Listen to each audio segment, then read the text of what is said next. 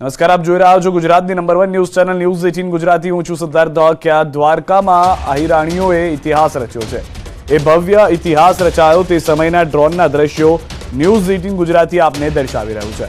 દ્વારકામાં અખિલ ભારતીય અહિરાણી મહારાજ સંગઠનની મહારાણીઓ જોડાઈ હતી। અહિરાણીઓમાં રાસ રમી 37,000થી વધુ અહિરાણીઓએ ભાગ લીધો। દ્વારકાના એસીસી મેદાનમાં મહારાસની રમઝટ જોવા લાખો લોકો ઉમટ્યા છે। પોતાના પારંપરિક પોશાકમાં હજારો અહિરાણીઓ રાસ રમતી દેખાય। નવી પેઢીમાં ભારતીય સંસ્કૃતિ ઉજાગર થાય તે હેતુથી આ મહારાસનું આયોજન કરવામાં આવ્યું છે। સાંસદ પૂનમબેન માડમે પણ ટ્રેડિશનલ ડ્રેસ પહેરી રાસમાં ભાગ લીધો। દેશના ખૂણે ખૂણેથી અનેક America, Canada, Australia, south Africa, Dubai સહિત વિશ્વભરમાંથી અહિરાણીઓ રાસ રમવા દ્વારકા આવી છે। મહારાસના ભવ્ય આયોજનને લઈને જગત મંદિર દ્વારકાને અદ્ભુત રોશનીથી સજાવવામાં આવ્યું છે। અહિરાણીઓનો મહારાસ જોવા મંત્રી સહિત અનેક લોકો ઉમટ્યા છે। હાલ જગત મંદિર દ્વારકામાં ભક્તિમય માહોલ સર્જાયો છે।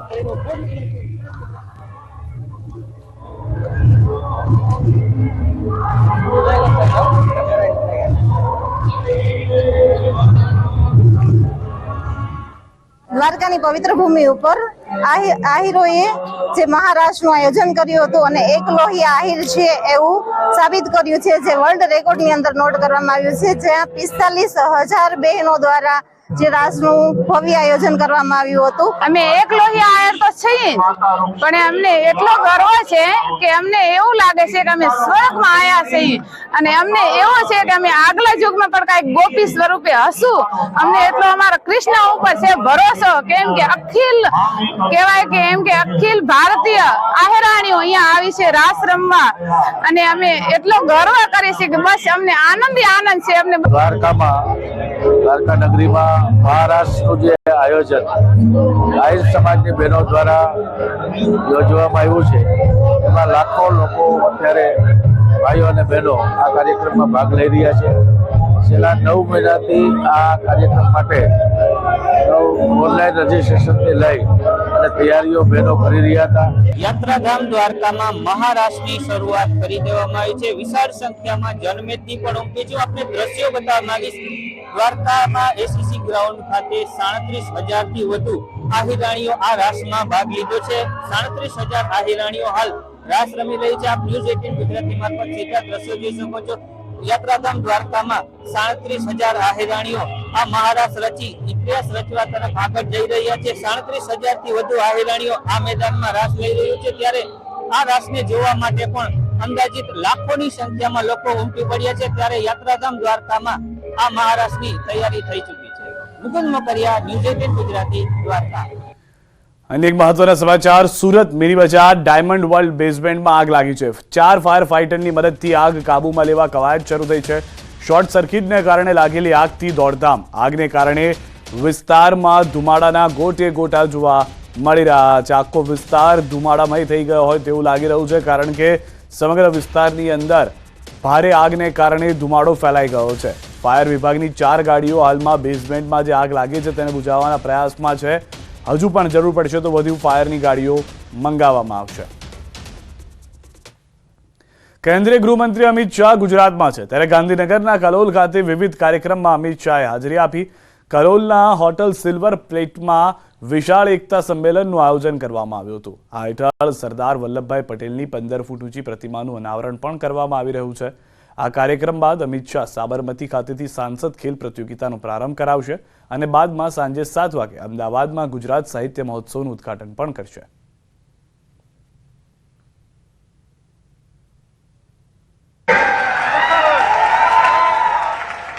પોતાના પરિવારની દુકાન ચલાવવા માટે સરદાર સાહેબનું સન્માન ના કર્યું। સરદાર પટેલ જેવા મહાપુરુષનો સંસ્કાર જ્યાં થયા ત્યાં કોઈ સ્મારક ના બન્યું। કોંગ્રેસ પાર્ટી સત્તામાં રહી અથવા ભાગીદાર રહી ત્યાં સુધી સરદાર સાહેબને ભારત રત્નનો એવોર્ડ ના મળ્યો। જેનો એવોર્ડ પર સૌથી પહેલો અધિકાર હતો એ માણસને એવોર્ડ મળતા 40 વર્ષ થઈ ગયા ભાઈ। 40 વર્ષ સમગ્ર દેશની અંદર લોકોના હૃદયમાં સરદાર, લોકોના લોકોના મનમાં સરદાર, દેશના ઇતિહાસમાં સરદાર, પણ સરદારનું ના સ્મારક મળે ના મ્યુઝિયમ મળે. અને બનાયા તો એ આધા અધૂરા અધકચરા મ્યુઝિયમો બનાવ્યા. નરેન્દ્રભાઈ જ્યારે વડાપ્રધાન બન્યા ત્યારે વિશ્વમાં સૌથી ઊંચી પ્રતિમા અને સ્મારક સરદાર સાહેબનું બનાવવાનું કામ નરેન્દ્ર મોદી. ભારતીય જનતા પાર્ટીએ 1950 થી આજ સુધી જ્યારથી જનસંઘની સ્થાપના થઈ ત્યારથી આજ સુધી પોતાનો ચુનાવ ઘોષણા પત્ર, સંકલ્પ પત્ર સરદાર સાહેબના અધૂરા સપના પૂરા કરવાનું રાખ્યું. સરદાર સાહેબના મનમાં એક કસક અંતિમ સમયે જરૂર રહી ગઈ કે કાશ્મીર સાથેનું ભારતનું જોડાણ પાકું જોડાણ નથી, અધકચરું. કલમ 370 અને 35 એ ભારતના કાશ્મીર સાથેના જોડાણને એક કાચા સૂતરના તારથી જોડતી. પરંતુ સરદાર સાહેબની દૂરંદેશીથી કે સંવિધાનમાં જ્યારે 370ની કલમ નાખી ત્યારે એને અસ્થાયી બનાવી, ટેમ્પરરી બનાવી અને ટેમ્પરરીને ઉખાડી ફેંકવાનું કામ બીજા ગુજરાતી સપૂત નરેન્દ્ર મોદી. 5મી ઓગસ્ટ 2019 ઐતિહાસિક દિવસ નરેન્દ્રભાઈએ 370મી કલમ ઉખાડીને ફેંકી દીધી અને એની પર હવે ભારતના સુપ્રીમ કોર્ટની સંવૈધાનિક ખંડપીઠે પણ થપ્પો લગાવી એને વૈધાનિક માન્યતા આપવાનું કામ. ભારતમાં આવેલા કાશ્મીરમાં પાક ઓક્યુપાઈ કાશ્મીરથી આવેલા શરણાર્થીઓ ને કોંગ્રેસના જમાનામાં જે આતંકવાદ વકરેતો એ વખતે શરણાર્થી બનેલા આપણા કાશ્મીરી પંડિતો નરેન્દ્રભાઈ હમણાં બંધારણ સુધારી એમાંથી 3 સીટો એમને આપવાનું કામ કર્યું અને પાક ઓક્યુપાઈ કાશ્મીર જેની પર પાકિસ્તાનનો અનધિકૃત કબજો છે ત્યાં પણ 26 સીટો એમના માટે રિઝર્વ કરવાનું કામ ભારતીય જનતા પાર્ટીની નરેન્દ્ર મોદી સરકાર. મારું ચોક્કસ માનવું નરેન્દ્રભાઈ જે રીતે દેશને દુનિયામાં આગવું અને ગૌરવવંતું સ્થાન અપાઈ રહ્યા છે, સરદાર સાહેબનો આત્મા જ્યાં હશે ત્યાં આ સંતૃષ્ટિ સાથે સ્વપ્ન પૂરા કરવાની ચેનની નીંદ લેતો છે. નરેન્દ્રભાઈએ આ 10 વર્ષની અંદર ભારતને સમગ્ર દુનિયાની સામે એક મજબૂત અને વિકાસના રસ્તા પર ધસમસતો દેશ બનાવવાનું કામ કર્યું. જે ભારત ક્યારે કલ્પના ના કરી શકે એવા કામો પૂરા થયા. ચંદ્રમા પર તિરંગો લઈ આપણું ચંદ્રયાન ઉતર્યું અને ત્યાં શિવ શક્તિ પોઈન્ટ પર તિરંગો ફહરાવવાનું કામ આપણા ચંદ્ર. G20 સમિટમાં દુનિયાભરના રાષ્ટ્રાધ્યક્ષો મહાત્મા ગાંધીને શ્રદ્ધાંજલિ આપવા માટે એક જ સમયે નતમસ્તક થઈને ઉભા હોય એ દ્રશ્ય સમગ્ર દુનિયામાં રહેતા ભારતીયોની છાતી ગજ ફૂલાવે એવું દ્રશ્ય. 11મા નંબરે ઝોલા ખાતી આપણી અર્થવ્યવસ્થા એને 5મા નંબરે એક 10 વર્ષની અંદર જ લાવવાની વાત કરી અને હું આજે કઈ જોઉં છું કલોલવાલા નરેન્દ્રભાઈને 3જી ટર્મ આપી દો, 5મા ટર્મથી નંબરેથી 3જા નંબરનો કૂદકો મારવાનું નક્કી. 60 કરોડ ગરીબોના જીવનમાં અને સમાચારો પર નજર કરીએ. ગોધરાના ગઢ ચુંદડી ગામે હાઈવે રોડ પર પંચમહાલ એલસીબીએ દારૂ ભરેલો ટ્રક ઝડપ્યો છે. જૂના કપડાની આડમાં છુપાવીને દારૂ હરિયાણાથી વડોદરા લઈ જવાઈ રહ્યો હતો. હાઈવે પર નાકાબંધી કરી એલસીબીએ 12,56,000ના દારૂના જથ્થા સાથે ટ્રક ચાલકની ધરપકડ કરી છે. વિદેશી દારૂની 388 નંગ બોટલ સાથે કુલ 22,49,000નો મુદ્દામાલ કબજે કર્યો છે. સુરતના બારડોલીમાં બે સગા ભાઈઓ વચ્ચે મારામારી થઈ. ગાંધી રોડ પર બંને ભાઈઓ વચ્ચે બોલાચાલી બાદ મામલો જાન લેવા સુધી પહોંચી ગયો, જેમાં સાજીદે ઘરમાંથી તલવાર લઈ જાહેરમાં નીકળ્યો હતો. સાજીદ અને જાકીર બંને ભાઈઓએ ઝપાઝપી કરી હતી. બારડોલીમાં તલવાર અને ચપ્પુ જેવી ઘાતક હથિયારોથી વાર કરવાનો સામાન્ય થઈ ગયું હોય તેવું લાગી રહ્યું છે.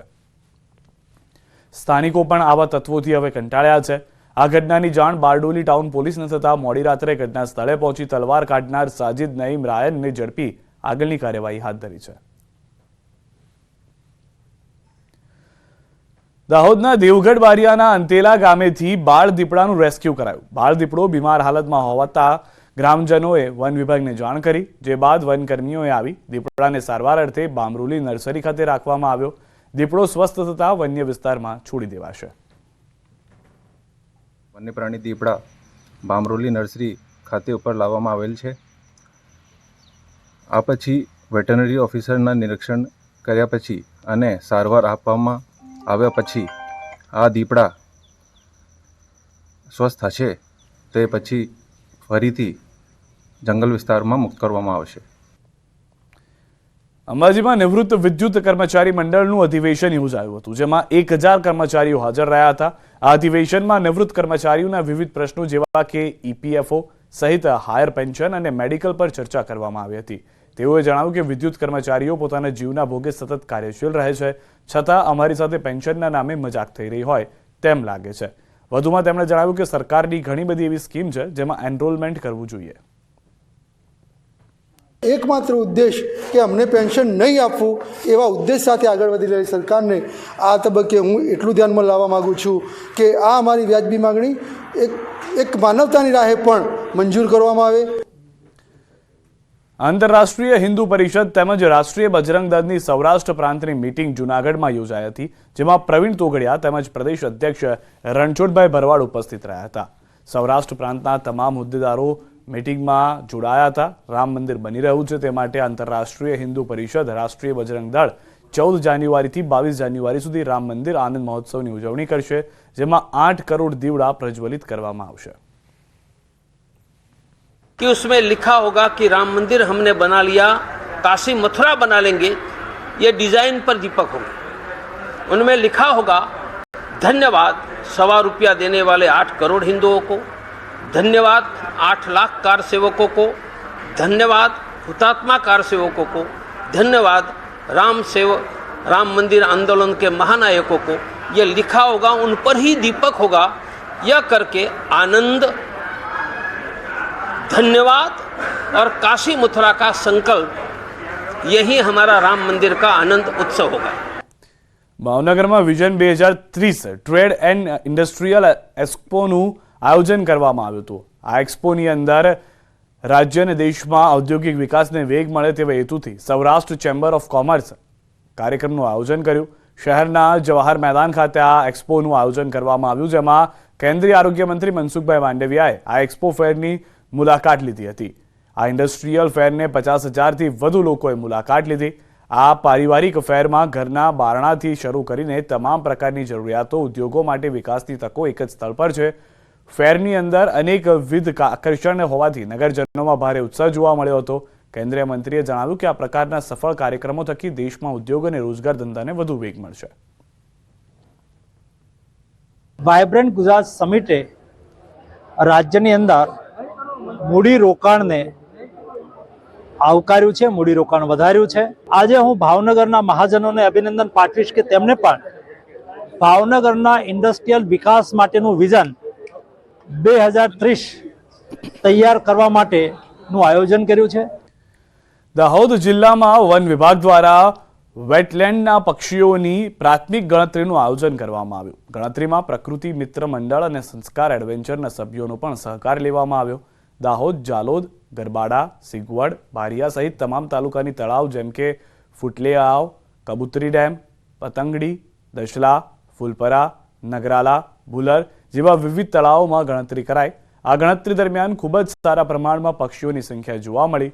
મહત્વની બાબત એ છે કે ગુજરાત વન વિભાગ ઈ બર્ડ એપનો ઉપયોગ કરીને પક્ષીની ગણતરીનું આયોજન કરાયું, જેના થકી દાહોદમાં વિવિધ સ્થળોએ 100થી વધુ પ્રજાતિઓ અને 3000 પક્ષીઓ જોવા મળ્યા હતા. ગુજરાત વન વિભાગ ઈ બર્ડનો એપ જો છે એનો ઉપયોગ કરી રહ્યો છે. એમાં ફર્સ્ટ ટાઈમ જે છે કે ભાઈ ટેકનોલોજીનો જો ઉપયોગ છે એ સેન્સસમાં ઉપયોગ કરી રહ્યું છે. જે હાલ વેટલેન્ડના પક્ષીઓનો વન વિભાગ ટીમ દ્વારા પ્રાથમિક ગણતરી હાથ ધરવામાં આવી રહી છે. જ્યારે આપ મારી પાછળ આ જોઈ રહ્યા છો કે જે અહીંયા જે અમુક જે પ્રજાતિના પક્ષીઓ છે તેઓની ગણતરી હાથ ધરવામાં આવી રહી છે. બારિયા વન વિભાગ દ્વારા જે ડિસેમ્બર દરમિયાન વેટલેન્ડના પક્ષીઓની પ્રાથમિક ગણતરીનું આયોજન કરવામાં આવી રહ્યું છે. સૌરભ ગેહલોત, ન્યૂઝ 18 ગુજરાતી, દાહોદ.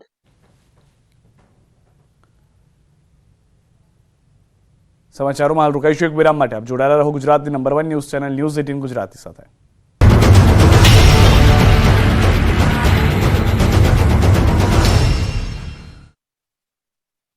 સુહાના ગુજરાત સ્પેશિયલ લાલ મરચું પાવડર તાજા મરચાથી બન્યું સુગંધથી ભર્યું.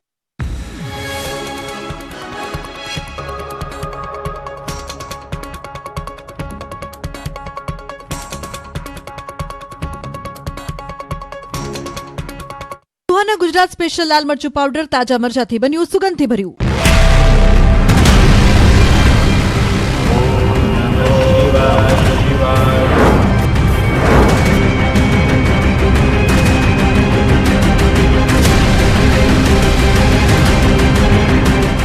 ગુપ્ત ગુફામાં રહસ્યોનો ભંડાર. જુઓ રવિવારે રાત્રે 7:54 ગ્રાઉન્ડ રિપોર્ટ. ગુજરાત વટામણ ચોકડી નજીક પૂરપાટ ટ્રક આવી રહ્યો હતો ત્યારે અચાનક જ ટ્રક ચાલકે સ્ટીયરિંગ પર કાબુ ગુમાવ્યો હતો. પૂરપાટ આવતો ટ્રક પલટી મારી સિગ્નલ ક્રોસ કરી રોડની સાઈડમાં જઈ ધડાકાભેર પડ્યો હતો. અચાનક જ ટ્રક પલટી મારી 5-10 ફૂટ સુધી ઢસડાતા લોકોમાં નાસભાગ મચી ગઈ હતી. રોડની સાઈડમાં ઉભેલા લોકો પણ જાણે મોત આવ્યું હોય તે રીતે ટ્રક નીચે લોકો દબાઈ ગયા હતા. 4થી વધુ લોકોને ગંભીર ઈજા પહોંચી, જ્યારે એક વ્યક્તિનું ઘટના સ્થળે જ મોત થયું છે.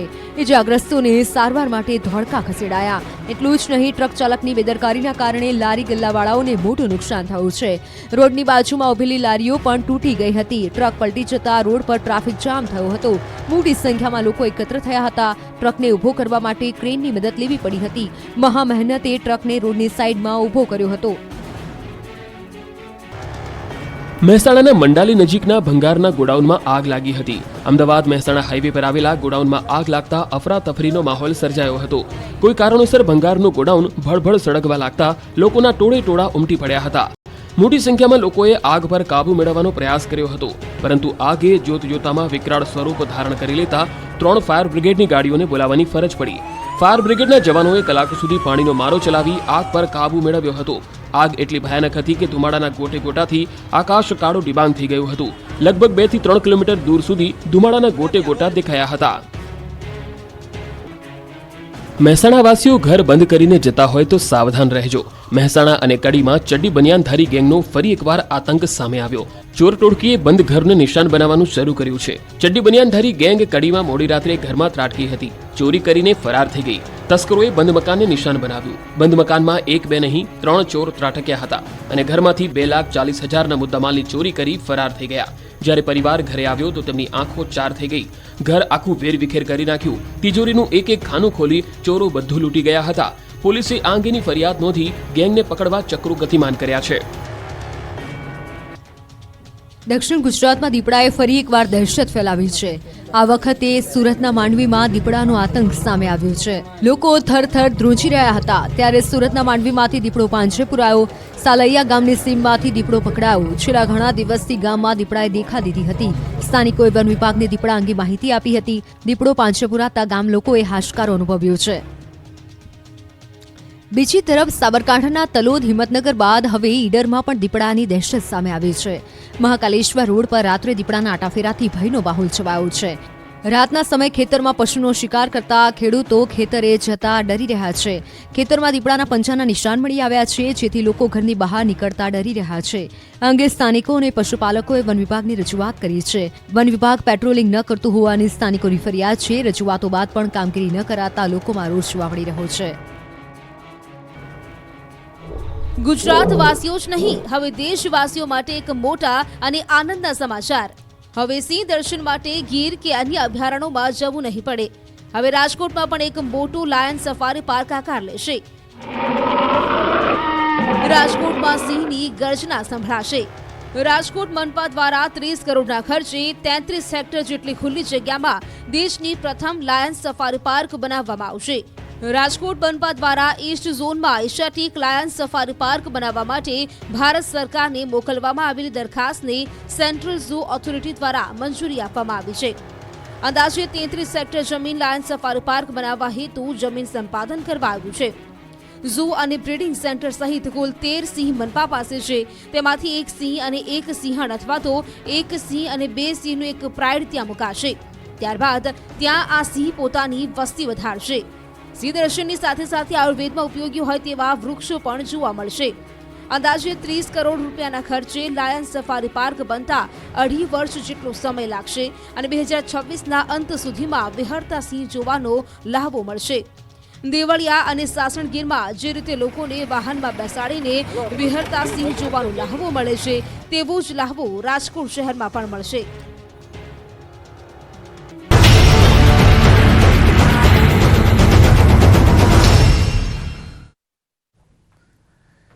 વિરમબાદ આપનું સ્વાગત છે. પોરબંદરના શ્રી રામસિંહ સ્વિમિંગ ક્લબ દ્વારા આજે ઓપન તરણ સ્પર્ધાનું આયોજન કરવામાં આવ્યું. 1 કિલોમીટરની થી લઈ 10 કિલોમીટર સુધીની આ સ્પર્ધા યોજાઈ હતી, જેમાં અલગ અલગ વયજૂથના લોકોએ ભાગ લીધો હતો. આ સ્પર્ધામાં નાના બાળકોથી લઈ વૃદ્ધો સહિત 100થી વધુ સ્પર્ધકોએ ભાગ લીધો. છેલ્લા ઘણા વર્ષોથી પોરબંદરની ચોપાટીએ સ્વિમિંગ તરણ સ્પર્ધાનું આયોજન કરવામાં આવે છે. આ વર્ષે પણ જાન્યુઆરીના પ્રથમ સપ્તાહમાં નેશનલ કક્ષાની દરિયાઈ તરણ સ્પર્ધાનું આયોજન થનાર છે.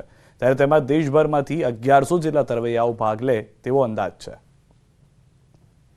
શ્રી સ્વિમિંગ ક્લબ છેલ્લા 22 વર્ષથી ઓપન વોટર એટલે કે સામુદ્રિક તરણ સ્પર્ધા યોજી રહી છે. આ વર્ષે પણ એ સ્પર્ધામાં લોકોએ બહોળા નંબરમાં ભાગ લીધો છે. લગભગ 125-26 જેટલા સ્પર્ધકો અત્યારે ભાગ લઈ રહ્યા છે. મધ્યપ્રદેશના સતના જિલ્લામાં ચિત્રકૂટથી કચ્છના ધોરડો સુધી ઓટો રિક્ષાની યાત્રાનો 12 ડિસેમ્બરે પ્રારંભ થયો હતો, જેમાં 36 રિક્ષામાં 108 એનઆરઆઈ યુવક યુવતીઓ 4 રાજ્યમાંથી પસાર થયા હતા. આ રિક્ષા યાત્રાનો મુખ્ય ઉદ્દેશ ચિત્રકૂટમાં સાર્વત્રિક રીતે સુલભ ઉચ્ચ સ્તરીય તબીબી સેવાઓ ઉપલબ્ધ કરાવવાનો છે. આ આયોજનમાં બ્રિટિશ નાગરિકો સાથે મૂળ કચ્છની યુવક યુવતીઓ જોડાયા હતા.